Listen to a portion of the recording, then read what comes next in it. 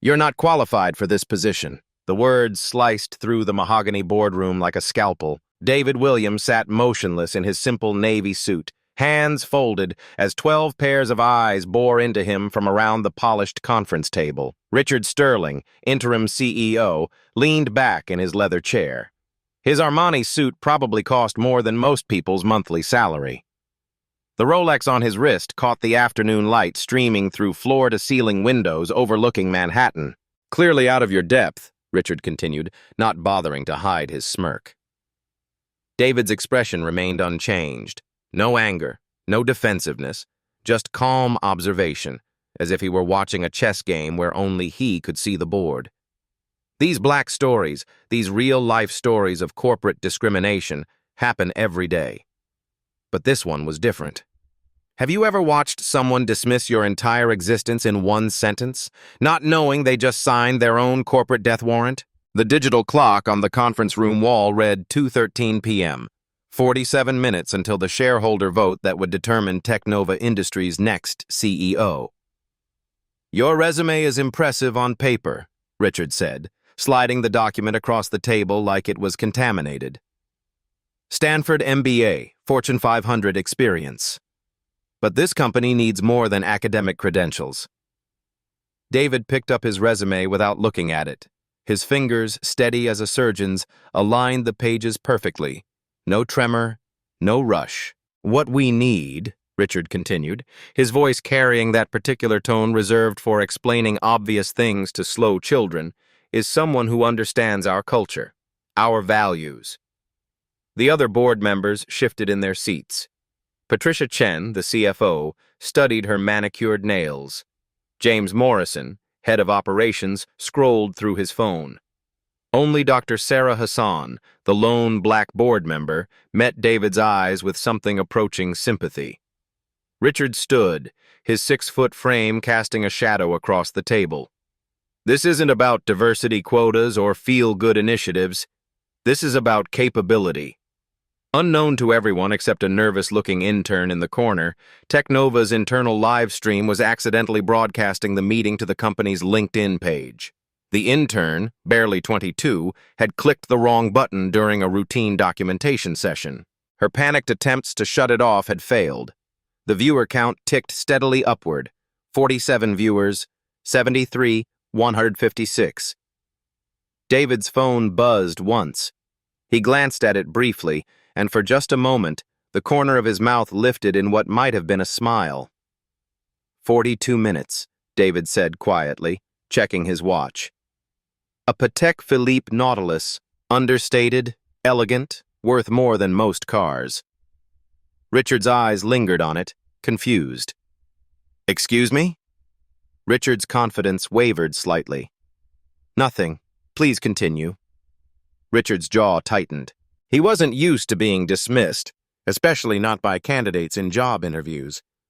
"As I was saying, leadership requires a certain background," David finished. "I understand completely." The live stream viewer count hit 234. Comments began appearing in the feed. "Did he just say what I think he said? Is this really happening? Technova showing their true colors." Richard pulled out his phone, pretending to check messages while actually taking photos of David.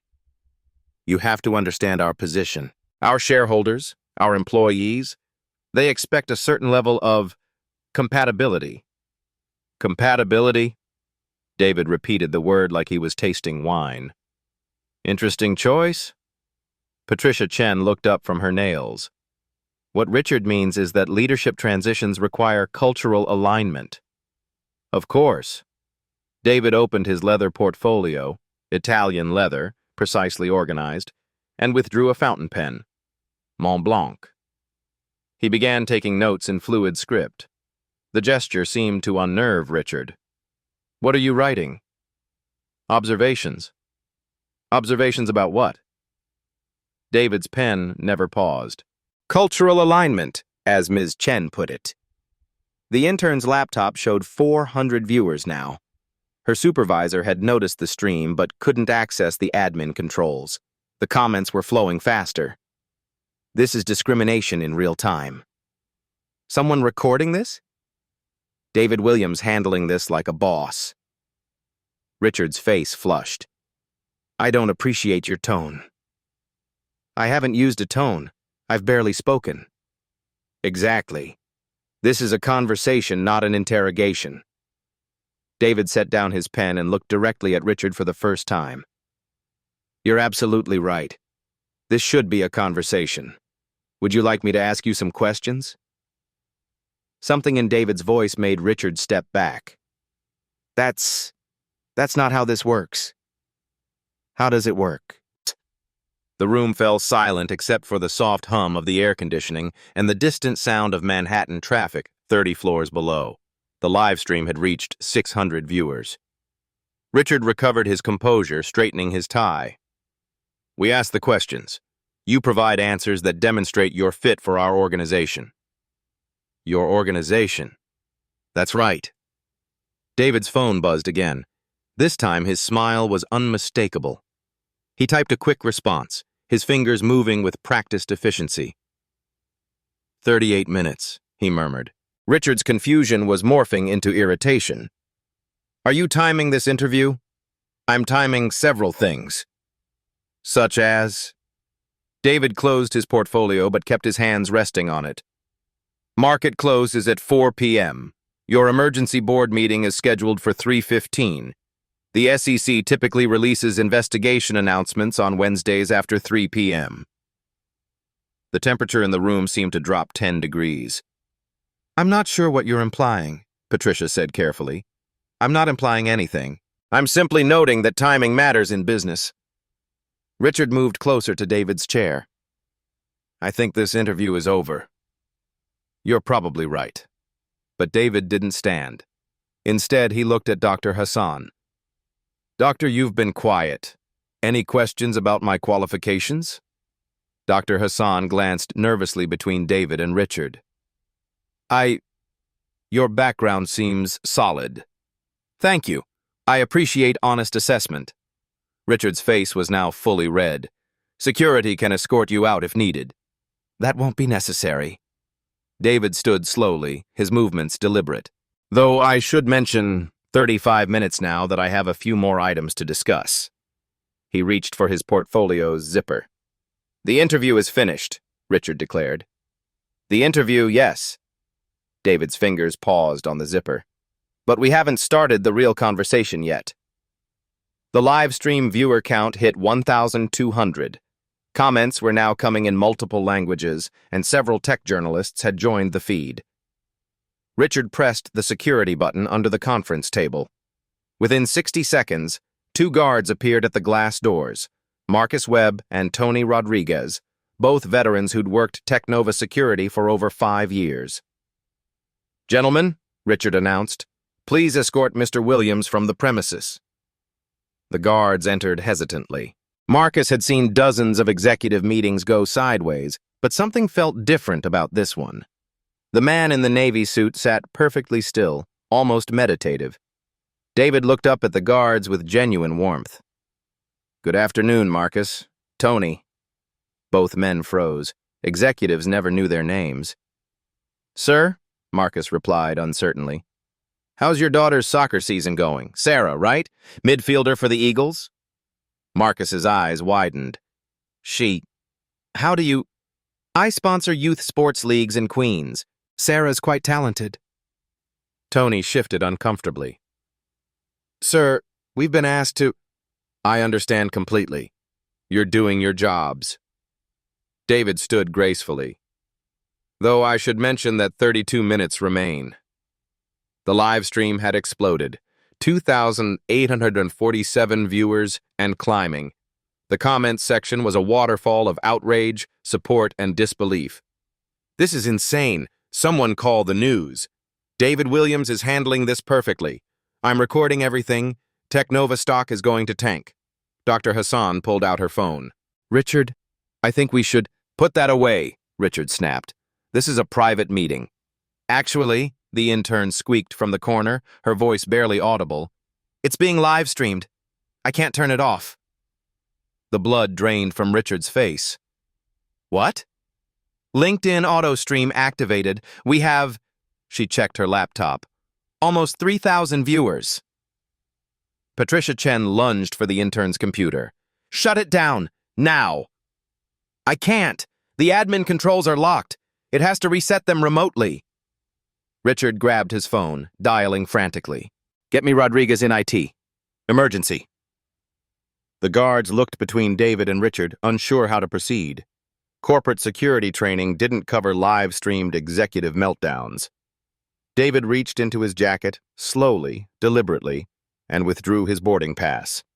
First class, American Airlines, JFK to San Francisco, departing at 6:30 p.m. 30 minutes, he said calmly. Stop with the countdown, Richard shouted, his composure completely shattered. 29 minutes, 57 seconds. More board members pulled out phones, some trying to call a T, others frantically texting. The live stream viewer count hit 4,200. James Morrison stood up. This is ridiculous. David, just leave. We'll be in touch. I don't think we will, David replied. What's that supposed to mean? David's phone buzzed. He read the message and nodded slightly. It means the market has noticed. What market? Patricia demanded. Technova's trading volume spiked 17% in the last 4 minutes. Someone's paying attention. Dr. Hassan was scrolling through Twitter. Oh, God. Technova discrimination is trending. That's impossible, Richard said. We just started this meeting. Social media moves fast, David observed, especially when tech journalists are watching. The intern's laptop showed multiple news outlets had joined the live stream. TechCrunch, The Verge, Bloomberg Technology. The viewer count was approaching 6,000. Marcus, the security guard, stepped closer to David. Sir, I don't want to do this, but... You have a job to protect, David said kindly. I respect that. But consider this. What happens to your job if this company faces federal investigation? Federal investigation, Tony echoed. Richard moved between David and the guards. Don't listen to him, he's bluffing. Am I? David checked his watch again. 27 minutes until the SEC's afternoon announcement cycle. You keep mentioning the SEC, Patricia said, her voice tight. Why? Because they're remarkably punctual. Richard grabbed David's visitor badge from the table. Surrender this, now. David smiled, the first genuine smile since entering the room. I haven't needed a visitor badge here for 18 months.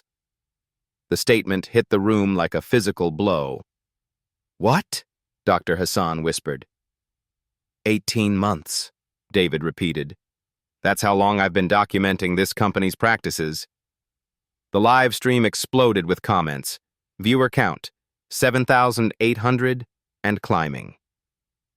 Technova was now trending alongside #corporate discrimination and #David Williams. Richard's hands shook as he tried to process this. You don't work here. No, but I own 23% of it. The words hung in the air like smoke. Every phone in the room simultaneously buzzed with notifications. Patricia frantically opened her Bloomberg terminal. That's impossible. Our shareholder records... Shell corporations, David said simply. Perfectly legal. Hathaway Capital, Meridian Holdings, Cornerstone Investments, all mine. James Morrison's face went white. You're the anonymous investor who's been buying shares. Not anonymous, just patient. The security guards stepped back without being asked. This was beyond their pay grade. Richard's voice cracked. You can't infiltrate a company. I didn't infiltrate anything. I invested. Then I watched. Dr. Hassan was typing rapidly on her phone. Richard, we need to call legal. Now. 24 minutes, David said. Stop with the fucking countdown, Richard screamed. The outburst was caught perfectly on the live stream. 8,500 viewers watched Richard Sterling, interim CEO of a Fortune 500 company, completely lose control. David's phone rang. He glanced at the caller ID. Washington, D.C. Excuse me, he said politely. I need to take this. You're not taking any calls, Richard declared. David answered anyway. Hello, Agent Morrison. Agent Morrison, FBI. The room fell silent except for David's side of the conversation. Yes, I'm still in the meeting. No, they haven't seen the documents yet. 23 minutes. Right on schedule. He hung up. Richard was now visibly sweating. Who was that? A friend from the bureau. They wanted to confirm timing. Patricia Chen grabbed her purse. I'm leaving. I wouldn't, David said gently. Not yet. You can't keep us here. I'm not keeping anyone anywhere. But leaving now might look like consciousness of guilt. Guilt of what? James demanded. David reached for his portfolio's zipper. Securities fraud, wire fraud, civil rights violations. Should I continue? The live stream viewer count hit 10,000. Major news networks were now broadcasting clips. Technova's stock price had dropped 12% in the last 20 minutes. Richard lunged forward, trying to grab David's portfolio. You can't! Marcus, the security guard, gently but firmly blocked Richard's path. Sir, please step back. You work for me, Richard shouted. Marcus looked at Tony, then back at Richard. Actually, sir, we work for Technova. And if Mr. Williams owns 23%... The implication hung in the air. David's phone buzzed again. Text message. He read it and nodded. 21 minutes, he announced. Though I should mention, the afternoon just got more interesting. Through the floor-to-ceiling windows, they could see news vans pulling up to the building's entrance 30 floors below. How? Patricia whispered. Social media, David replied. Amazing how fast information travels these days. The live stream had become a phenomenon. 12,000 viewers. Hashtags trending worldwide. And David Williams, the man they'd tried to dismiss as unqualified, sat at the center of it all with the calm of someone who'd been planning this moment for a very long time. David's fingers moved to the portfolio's zipper with surgical precision. The sound cut through the room's chaos like a blade. 1,800 people were now watching the live stream. News anchors had begun reporting the story in real time. Technova's stock had dropped another 8%. 19 minutes, David said quietly. He opened the portfolio and withdrew a thick document bound in federal blue covers. The header was visible to everyone. United States Securities and Exchange Commission, complaint for violations of federal securities laws. Richard's face went from red to ashen in seconds. What is that? Dr. Hassan whispered. David placed the document on the conference table with the care of someone handling evidence. Formal complaint against Technova Industries and several named individuals for securities fraud, market manipulation, and civil rights violations. Patricia Chen leaned forward, squinting at the text. Named individuals? David's finger traced down the page to a highlighted section. Richard Sterling, Chief Executive Officer. Patricia Chen, Chief Financial Officer. James Morrison, Operations Director. The silence that followed was deafening. James Morrison's voice cracked. This has to be fake. SEC case number 2024 CV 18847, David read aloud. Filed this morning at 9:47 a.m. Eastern Time. You can verify it on the SEC's public database. Patricia was already typing frantically on her phone. Her face confirmed what David had said. Impossible, Richard breathed. David withdrew a second document. This one bore the FBI seal. Parallel criminal investigation. Wire fraud, conspiracy, violation of civil rights under federal statute 18 U.S.C. 241. The live stream viewer count hit 15,000. Comments were streaming too fast to read, but the tone was clear. Shock, outrage, and growing support for David.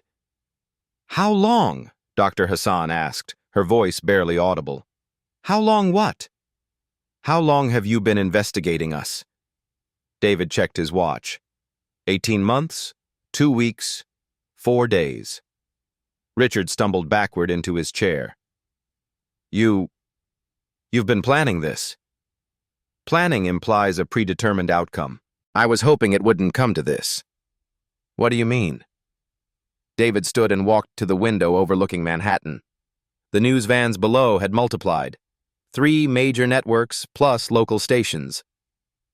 18 months ago, I was hired by Blackstone Capital Partners, Technova's largest institutional investor. They'd noticed certain irregularities in your financial reporting. Patricia's hands were shaking. What irregularities? Revenue recognition anomalies, suspicious timing of executive stock sales, unusual patterns in your diversity hiring data. David returned to the table and withdrew a third document. This one was thick, over 200 pages. My preliminary report to Blackstone. It recommended a deeper investigation. James Morrison leaned forward. You're some kind of, corporate spy.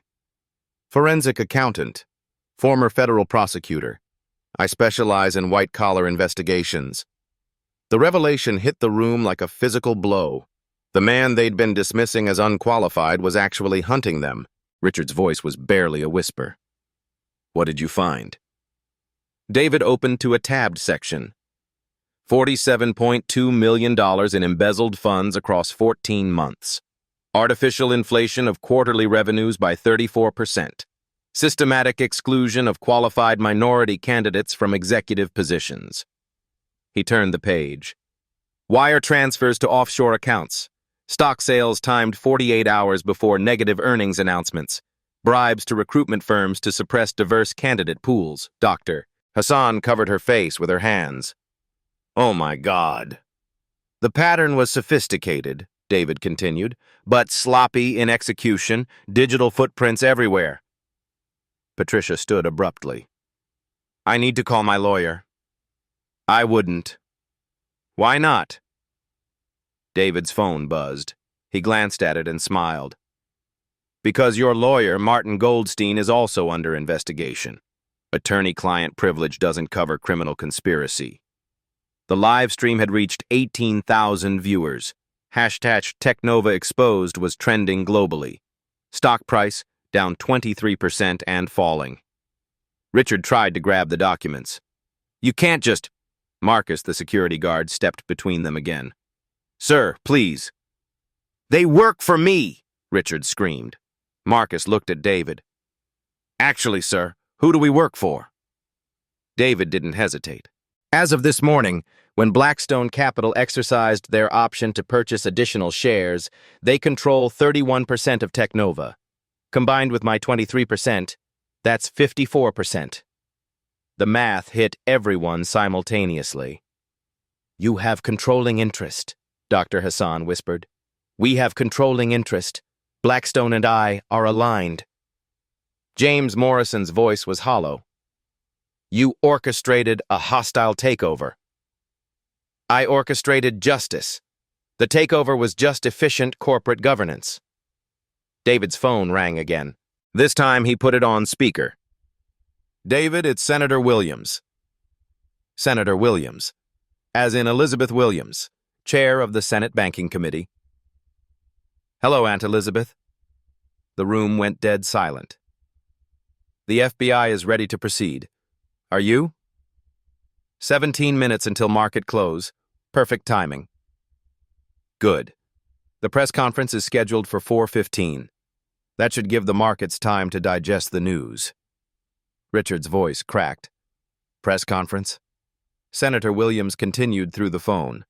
The Attorney General will announce the criminal charges. SEC will detail the civil violations. And the Senate Banking Committee will launch formal hearings on systemic discrimination in corporate America. David looked directly at Richard. Technova gets to be the poster child for everything wrong with corporate culture. Unless? Patricia asked desperately. Unless what? There has to be an unless. Some way to... David closed the portfolio. The investigation is complete. The evidence is documented. The charges are filed. He paused, studying their faces. But the scope of prosecution? That could be negotiated. Hope flickered in Richard's eyes. What do you want? I want what I came here for 18 months ago. A fair, equitable, profitable company. How? David pulled out his phone and ended the call with his aunt. Immediate resignations from all named defendants, full cooperation with federal investigators, complete restitution of stolen funds. And then? And then we rebuild this company the right way. Dr. Hassan looked up. We? I'll be serving as interim CEO while Blackstone and the board conduct a proper search for permanent leadership. The live stream viewer count had reached 22,000. Every major business news outlet was now covering the story. Technova's stock had dropped 31%, wiping out over $800 million in market value. Richard's hands trembled as he reached for his phone. I need to call. The only call you need to make is to your criminal defense attorney, David said quietly. Someone independent. Someone clean. Patricia was crying now. We're ruined. You're accountable. There's a difference. James Morrison stood on shaky legs. If we cooperate, what happens to us? David consulted his notes. Federal sentencing guidelines for first-time financial crimes with cooperation credit typically result in 18 to 36 months minimum security, plus restitution and civil penalties. And if we don't cooperate?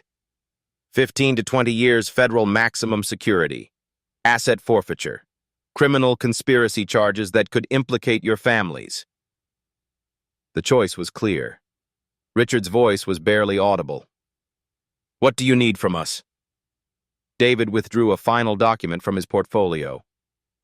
Resignation letters, effective immediately. Asset disclosure forms, cooperation agreements with federal prosecutors. He placed 3 pens on the table. 15 minutes until market close. The timing is entirely up to you. Through the floor-to-ceiling windows, they could see news helicopters circling the building. The story had exploded beyond corporate drama into a national conversation about power, privilege, and accountability. The live stream chat was moving too fast to follow, but the sentiment was clear. David Williams had just pulled off the most spectacular corporate takedown in recent memory. And he'd done it live, with 22,000 people watching. Richard Sterling, the man who'd dismissed David as unqualified, reached for a pen with a hand that shook like autumn leaves. The irony wasn't lost on anyone. The unqualified candidate had just dismantled their entire corporate structure with surgical precision. Every dismissive comment, every coded insult, every assumption about his capabilities had been carefully documented evidence. David watched Richard's trembling hand hover over the resignation letter. Take your time. This decision will define the rest of your life. The live stream viewers had reached 25,000. History was being written in real time, broadcast to the world. Where do I sign? Richard's signature looked like the scrawl of a broken man. Patricia followed, her mascara streaking down her cheeks. James Morrison signed last, his hand steady, but his face gray with resignation. David collected the documents methodically, placing each in a separate folder. The live stream had reached 28,000 viewers. Outside, news helicopters circled like vultures. 12 minutes until market close, David announced. Time for the real board meeting. He pressed a button on the conference table's integrated phone system. Jennifer, please send them up, Dr. Hassan looked confused. Send who up? The glass doors opened and 6 people entered. David stood to greet them, the first time he'd shown deference to anyone all afternoon. Board members, meet the new leadership team. The first person through the door was Maria Santos, former CEO of Global Dynamics. Her reputation for turning around failing companies was legendary. Forbes had called her the corporate surgeon. Behind her walked Dr. Michael Chen, Patricia's own brother and a respected forensic accountant. His presence sent another shock through Patricia's system. Michael, Patricia whispered. What are you doing here? Dr. Chen's expression was grim. What I should have done 18 months ago when you first asked me to massage the quarterly numbers. The third person was Judge Rebecca Thompson, recently retired from the Federal District Court for the Southern District of New York. Her specialty had been white-collar crime. David gestured to the newcomers. Maria will serve as interim CEO, Dr. Chen will oversee financial reconstruction. Judge Thompson will chair our new ethics compliance board. The remaining three were younger, a diverse group of executives David had been recruiting for months. But we just resigned, Richard protested weakly. Doesn't the board need to vote? Judge Thompson smiled coldly. The board did vote. Emergency session this morning. Unanimous approval of the new leadership structure. That's impossible. We are the board. You were the board, Maria Santos corrected. Blackstone Capital's majority position triggered automatic board restructuring under Technova's own bylaws. Dr. Hassan pulled out her phone, frantically searching corporate documents. Article 7, Section 3, she read aloud. In the event of majority shareholder change, emergency board reconstitution may occur within 24 hours. David nodded. Your own lawyers wrote those bylaws in 2019, ironically, to prevent hostile takeovers. The live stream chat was exploding with legal experts weighing in. Business schools would teach this case for decades. A perfect execution of corporate governance rules against the very people who created them. Maria Santos moved to the head of the table with the authority of someone accustomed to command. Our first order of business is damage control. Technova's stock has lost 38% of its value in the last hour. She opened her tablet, displaying real-time financial data. Market cap has dropped from $12.4 billion to $7.7 billion. That's $4.7 billion in shareholder value destroyed. Patricia's brother, Dr. Chen, laid out spreadsheets across the conference table. The embezzlement was systematic but contained. $47.2 million stolen across 14 months. Full restitution is possible if we act quickly. How? Dr. Hassan asked. She was the only original board member still seated, having signed no resignation letter. Dr. Chen pointed to highlighted figures. Frozen offshore accounts total $32.8 million. Richard's seized assets, homes, cars, art collection, approximately $18.6 million. Patricia's hidden investments, another $12.1 million. That's over $60 million, Dr. Hassan calculated. Exactly. Full restitution, plus penalties and interest. Judge Thompson opened her briefcase, withdrawing court documents. Federal asset seizure orders were executed simultaneously across 3 states this morning. Swiss banking authorities froze accounts at Credit Suisse and UBS. Richard's face went white. My family's money. Your family's legitimate money remains untouched, Judge Thompson said firmly. Only assets purchased with stolen funds are subject to forfeiture. The live stream viewer count hit 32,000. Technova justice was trending in 17 countries. Stock traders were calling it the fastest corporate justice case in Wall Street history. David's phone buzzed with a text from his aunt. AG press conference in 8 minutes. Are you ready? He typed back, ahead of schedule. Maria Santos addressed the room with CEO authority. Technova will survive this scandal, but only with complete transparency and radical reform. She clicked to her next slide. Immediate changes. All executive hiring will be conducted by independent third-party firms. Diversity quotas will be legally mandated. 40% women, 30% underrepresented minorities in leadership positions within 18 months. That's aggressive, Dr. Hassan observed. That's necessary, David replied. Half measures created this crisis. Dr. Chen added, financial controls will be implemented immediately. All transactions over $50,000 require dual approval. Monthly audits by independent firms. Real-time transparency reporting to shareholders. Judge Thompson continued the presentation. Ethics hotline managed by external investigators. Anonymous reporting with federal whistleblower protections. Quarterly training mandatory for all employees, including executives. The former executives sat in stunned silence, watching their company being rebuilt in real time. What about us? James Morrison asked quietly. Judge Thompson consulted her notes.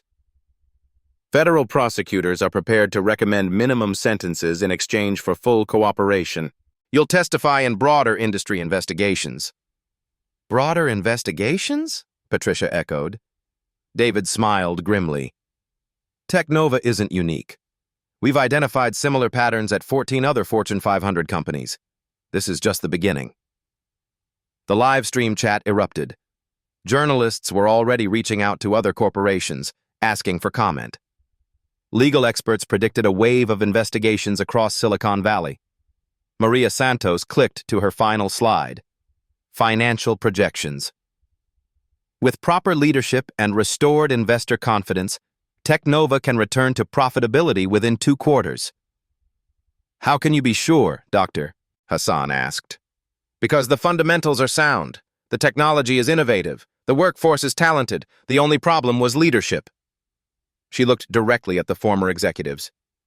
Problems we've just solved. David checked his watch. 6 minutes until market close. 4 minutes until the Attorney General's announcement. Through the windows, they could see news crews setting up in the plaza below. The story had moved beyond corporate drama into a national conversation about accountability and reform. The live stream had become a phenomenon. 35,000 viewers watching corporate history unfold in real time. Law professors were already assigning the case to students. Business journalists were writing books. Richard Sterling, who'd started this meeting by dismissing David as unqualified, now sat broken and defeated. The man he'd tried to humiliate had systematically dismantled his entire life's work. "Any final questions?" Maria Santos asked. Richard's voice was barely a whisper. "How long have you been planning this?"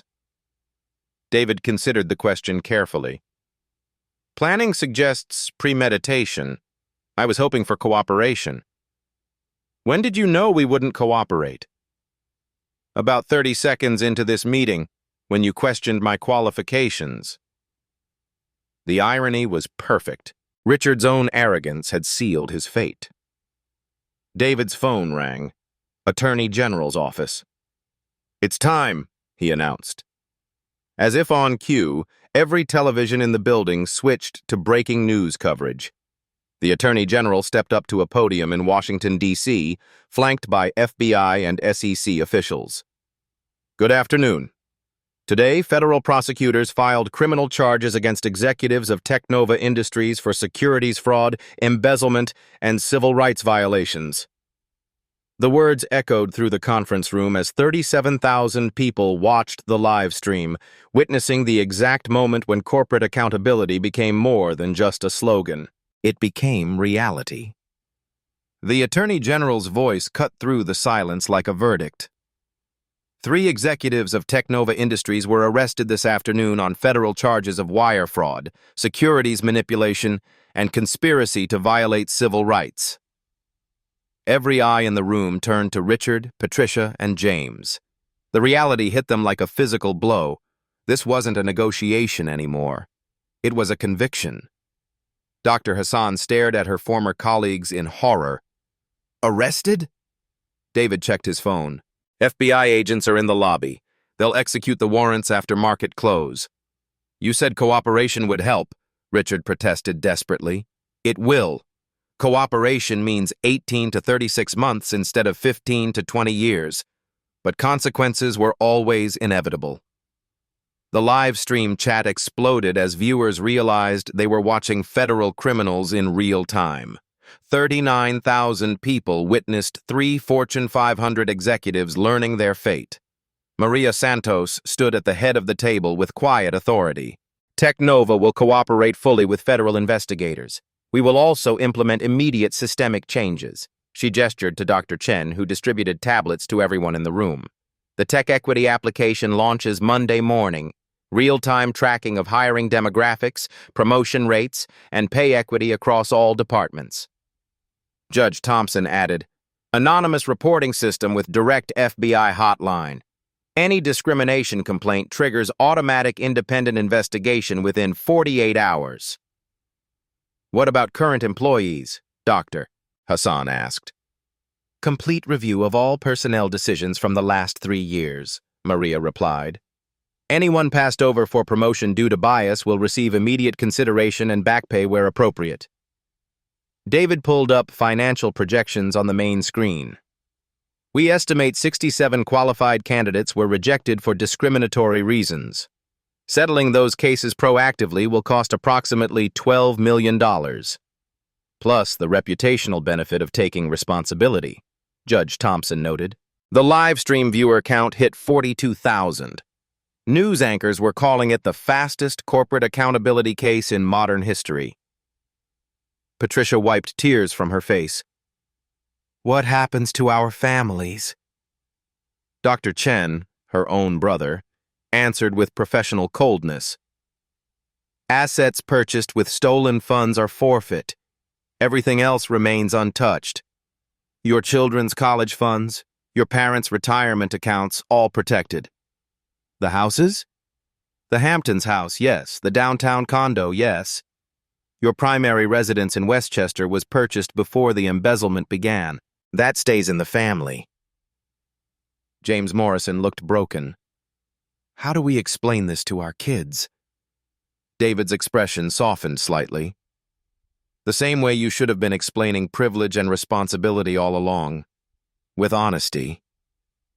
These touching stories, these real-life stories of families torn apart by greed, played out while the world watched. But for every privileged family destroyed, dozens of qualified candidates would finally get their chance. Maria Santos clicked to the next slide. Executive compensation will be restructured. CEO salary capped at 50 times the median worker's pay. All bonuses tied to diversity metrics, not just financial performance. The board approved this? Dr. Hassan asked. Unanimously. Turns out investors prefer sustainable growth over short-term manipulation. Judge Thompson opened her briefcase again. We've also established the Technova Justice Fund, $5 million annually for legal aid, helping employees at other companies file discrimination complaints. The irony was perfect. Technova's stolen money would fund justice across the industry. David's phone buzzed with updates from Washington. Senator Williams reports 17 other companies have contacted the FBI voluntarily, requesting compliance reviews. 17, Doctor? Hassan gasped. The smart ones are getting ahead of the investigation. Better to self-report than get caught later. The live stream had become appointment viewing for business leaders nationwide. Law firms were calling emergency meetings. HR departments were frantically reviewing policies. Richard Sterling sat motionless, staring at his hands. I built this company from nothing. No, David corrected firmly. You exploited this company for everything. We created jobs. We innovated. You stole $47 million and systematically excluded qualified people based on race and gender. Maria Santos cut him off. Innovation doesn't excuse criminality. The conference room fell silent except for the distant sound of sirens. FBI vehicles were arriving. Dr. Hassan looked around the room at the wreckage of careers, the birth of reforms, the weight of justice. What happens now? David gathered his documents with the same methodical precision he'd shown all afternoon. Now, Technova becomes what it should have been all along. A company that succeeds because of its values, not despite them. Through the floor-to-ceiling windows, they could see FBI agents entering the building. The live stream viewer count reached 45,000 as people shared the link across social media platforms. Maria Santos closed her presentation. The era of consequence-free corporate discrimination ends today. Technova will be the model for how companies rebuild after systemic failure. Judge Thompson added, and how justice, properly applied, creates better businesses. David stood, straightening his simple navy suit. 18 months of investigation, $47 million in theft, 3 executives facing federal prison, and 1 company getting a second chance to do things right. The math of justice was finally balanced. 6 months later, David Williams stood in the same conference room where it all began. The mahogany table remained, but everything else had changed. Technova's stock had not only recovered, but reached record highs, trading at $147 per share, up from the $89 low during the crisis. The company's commitment to transparency and equity had attracted top talent from across the industry. Fortune magazine's cover story called it the most dramatic corporate turnaround in modern history. Maria Santos had been named permanent CEO after a unanimous board vote. Under her leadership, Technova's revenue had grown 23% quarter-over-quarter. Dr. Chen's financial reforms had become the gold standard for corporate accountability, with 18 Fortune 500 companies adopting identical systems. Judge Thompson's ethics framework was being implemented by over 200 corporations worldwide. Richard Sterling was serving 22 months at minimum security federal prison in Pennsylvania. His cooperation had helped prosecutors build cases against executives at 12 other corporations, resulting in over $200 million in additional recoveries. Patricia Chen was at a facility in Connecticut, teaching financial literacy to fellow inmates as part of her restitution program. James Morrison had been sentenced to 18 months and was scheduled for release in 6 weeks. The ripple effects had been extraordinary. Congress passed the Corporate Accountability and Transparency Act with bipartisan support, the first major corporate governance legislation in 20 years. Business schools redesigned their curricula around ethical leadership, with Harvard creating the Technova case study as a mandatory first-year course. The case was now required reading for MBA students at 43 universities worldwide. David's phone buzzed with a familiar notification, the tech equity app he'd helped design. Technova's diversity metrics were now public in real time. 47% women in leadership, 38% underrepresented minorities in executive positions, and a 31% increase in promotion rates for previously overlooked employees. The industry average was still only 23% and 12% respectively. But the real victory wasn't in numbers. It was in the life stories now being written differently. Keisha Washington, a brilliant software engineer who'd been passed over for promotion 3 times under the old regime, was now Technova's youngest VP at age 29. Her innovative AI algorithms had generated $47 million in new revenue. Miguel Rodriguez, whose resume had been discarded because of his surname, led the company's fastest-growing division and had just been featured on the cover of Tech Leadership magazine. Sarah Chen, Dr. Hassan's former assistant, had been promoted to Director of Inclusion after revealing she'd been documenting discriminatory practices for 2 years. Her detailed records had provided crucial evidence in the federal investigation. These black stories, these touching stories of redemption and opportunity, proved that justice wasn't just about punishment, it was about possibility. The live stream that had broadcast David's confrontation with Richard Sterling had been viewed over 47 million times across all platforms. It sparked a movement called #CorporateAccountability that held companies responsible across industries, from tech to finance to entertainment. David's work wasn't finished. As head of the newly created Institute for Corporate Justice, he consulted with companies proactively addressing systemic bias. His team had conducted voluntary audits at 63 corporations, preventing potential discrimination before it occurred. Prevention, he'd learned, was more powerful than prosecution. His phone rang, the distinctive tone he'd assigned to urgent cases. Another Fortune 500 CEO, another company requesting a voluntary audit. The caller ID showed Goldman Sachs, CEO office. Progress was accelerating. But the most meaningful change was personal. Last month, David's nephew Marcus had started his first job at a tech company, one where his qualifications would be judged fairly from day one. The young man had called David after his first week. "Uncle, I feel like I can actually be myself here, like my ideas matter." Those words meant more than any stock price or legal victory. The conference room's silence was broken by the sound of diverse voices in the hallway. The new Technova leadership team was arriving for their weekly meeting. Different faces, different perspectives, different backgrounds, but the same commitment to excellence and integrity. David smiled, remembering Richard Sterling's words from that February afternoon. "You're not qualified for this position." He'd been absolutely right. David wasn't qualified to be part of a corrupt system. He was qualified to change it. The transformation was complete, but the work continued. Every day brought new challenges, new companies seeking guidance, new opportunities to build a more equitable corporate America. This story proves that quiet courage can defeat loud prejudice. That preparation triumphs over privilege. That justice, properly applied, creates opportunity for everyone. The live stream that started it all continues to inspire people worldwide.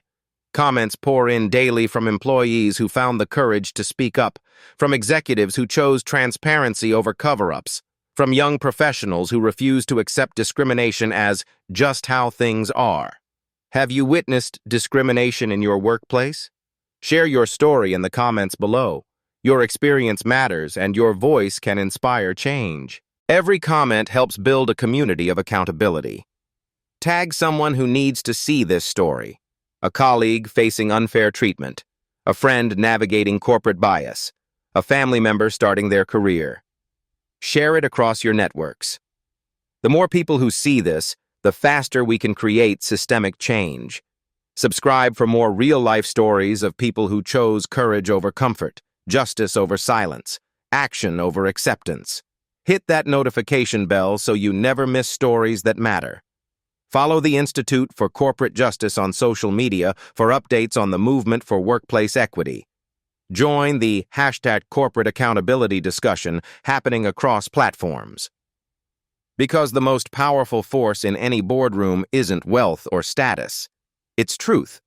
And truth, once revealed, changes everything.